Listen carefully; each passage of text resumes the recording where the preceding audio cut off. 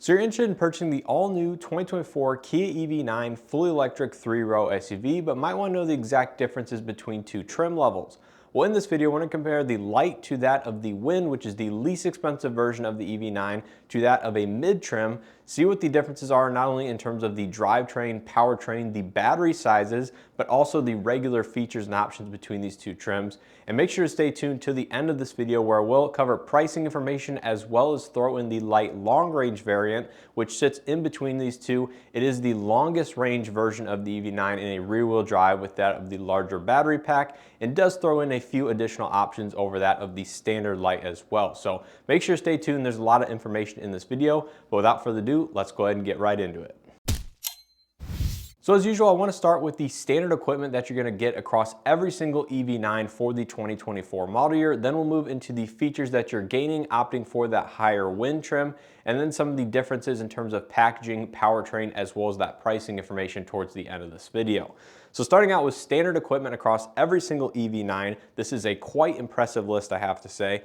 Starts out with the automatic emergency braking technology with junction turning, crossing detection, direct oncoming and evasive steering assist, so some of their highest end technology currently, blind spot detection with rear cross traffic collision avoidance assist, lane keeping assist, lane following assist, front and rear parking sensors, smart cruise control with machine learning, highway drive assist 2, high beam assist, rear occupant alert, the door logic type, driver attention warning with leading vehicle departure alert, LED projector headlights and LED taillights, smart power liftgate, heated and ventilated front seats, 8-way power driver seat with 2-way power lumbar, the same adjustments for the passenger side as well, one-touch sliding and folding second row seats, tri-zone automatic climate control, the combined nearly 30-inch panoramic curved display with built-in navigation, which also does feature wireless Android Auto and Apple CarPlay, great addition to Hyundai and Kia vehicles, wireless phone charging, auto-dimming interior rearview mirror, Wi-Fi hotspot with 6 USB-C ports for the first, second, and third rows, over-the-air software updates, digital key 2, as well as power folding side mirrors, and the list continues on. So those are just some of the standard equipment across every single EV9, even the base Light trim that we're talking about here in this video.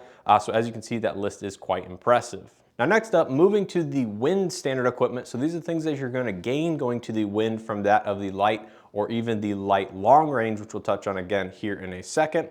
So the Wind is going to come standard with the larger of the two battery packs available in the EV9. That is the 99.8 kilowatt hour battery pack. It also comes standard with all-wheel drive or a dual motor setup, one for the front axle, one for the rear.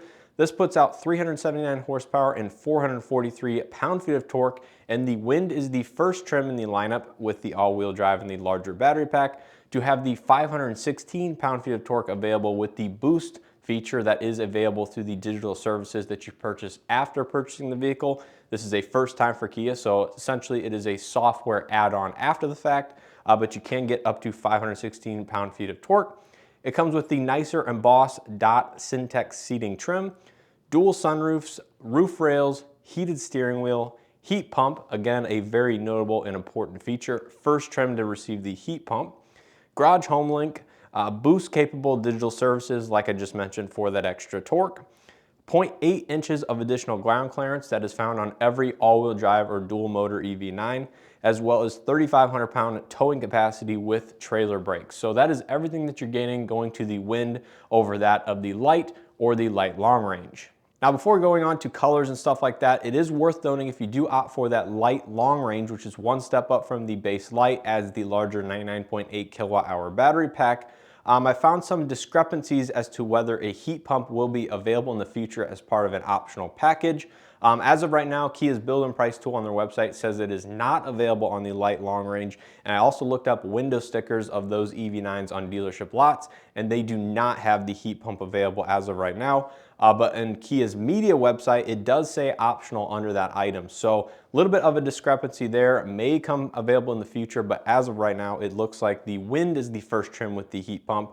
The Light long range also comes with the 6-passenger seating. Light and Wind come with 7 passengers. The Light long range as well as the Land and GT line all come with 6-passenger seating. And you do get the garage HomeLink functionality with the Light long range, just like that of the Wind and some of the higher trims. So those are the small list of things that you're gaining going to the Light long range over that of the standard Light. Now take a look at the exterior and interior color combinations. This will depend on which trim level you do choose as to what access to the color palette you have available. Now every EV9 will come available in Pebble Gray, Snow White Pearl, Aurora Black Pearl, as well as Ivory Silver Gloss. But if you opt for the Wind trim or higher, you will have access to a few more exterior colors, such as Panthera Metallic, Ice Green, as well as Ocean Blue Gloss.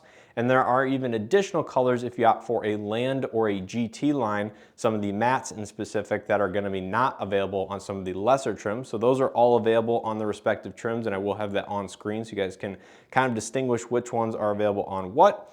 And when it comes to interior color combinations, the Light as well as the Light long range will only come with one option, and that is the black and dark gray Syntex seating trim.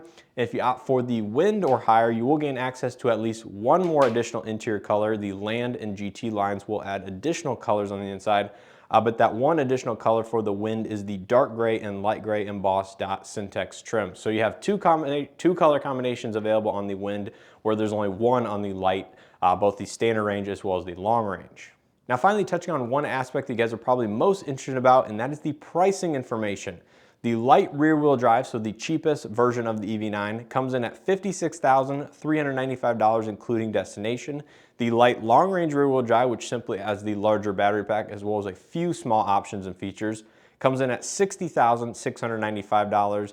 And the Wind all-wheel drive is $65,395, again including destination. So as you can see, there's about a $9,000 price differential from a Light rear-wheel drive to a Wind all-wheel drive, but you are gaining quite a few optional features and stuff opting for that trim. But there is a nearly just over $4,000 price premium just to get the larger battery pack of the Light long range as well as those few additional options. So I will say, given the range advantages and stuff that comes with the larger battery pack, it might not be a bad idea just to opt for that $4,000 upgrade for a Light long range.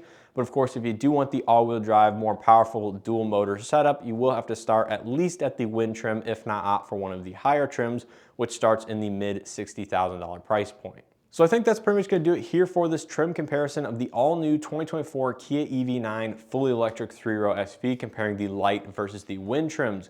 As you can see from the standard equipment list, it is quite impressive, again, considering this vehicle starts in the mid $50,000 price point. This really isn't that much more than Kia's, gasoline mid-size 3-row SUV, the Kia Telluride, and the overall size of these two vehicles is quite similar as well.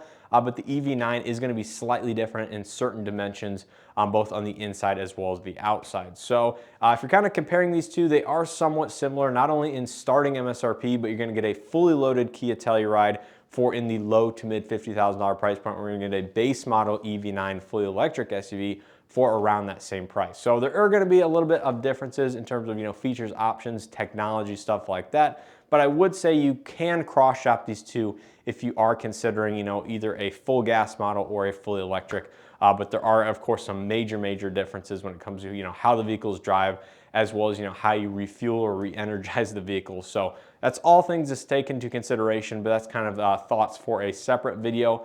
But hopefully you guys enjoyed this video as always. If you did, make sure to hit that like button below. It greatly helps out the channel in these videos. Subscribe if you haven't already, and make sure to stay tuned for my upcoming coverage of the 2024 Chicago Auto Show, where I would not be surprised the Kia EV9 is in attendance. And if you guys have been following the channel, you will know I have had a little bit of hands-on time, believe it or not, with a nearly production-ready Land trim at the Chicago Drives Electric event last fall. And I have to say, at that time, I was extremely impressed with what the vehicle had to offer, the size, the features, the technology, everything like that. Of course, I was unable to get behind the wheel and drive it. But since then, reviewers have been able to drive it, as well as owners, because these are available on local dealership lots as of me filming this video.